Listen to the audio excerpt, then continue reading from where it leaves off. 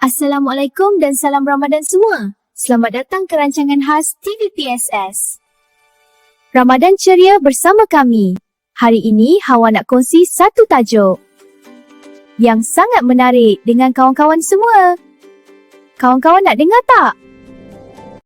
Hari ini Hawa nak kongsi dengan kawan-kawan semua tentang doa orang berpuasa. Doa orang yang sedang berpuasa ni sangat istimewa tau kerana datang daripada hati yang ikhlas. Dalam bulan Ramadan ni, doa orang berpuasa sangat penting untuk membentuk hati yang baik dan bersih.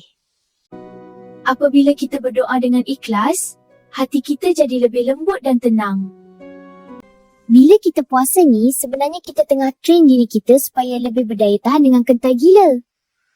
Barulah boleh jadi orang yang lebih sabar, penyayang dan ada perangai elok.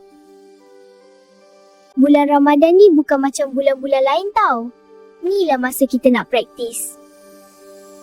Bagi hati kita lagi baik, supaya kita makin sayang dan makin dekat dengan Allah. Setiap hari ialah latihan supaya kita dapat mengawal diri, bercakap dengan lembut dan membantu orang di sekeliling kita.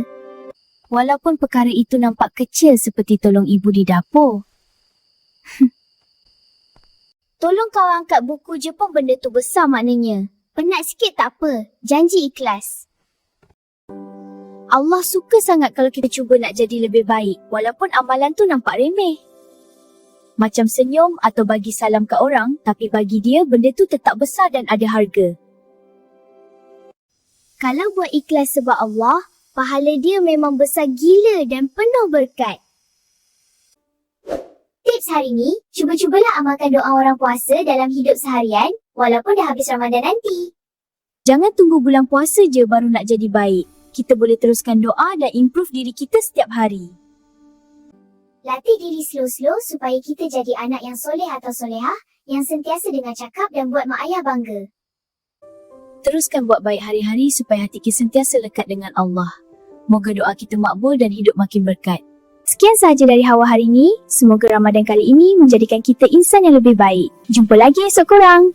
Assalamualaikum. Jumpa lagi. Assalamualaikum semua. Korang jangan lupa subscribe, like dan follow kami ya.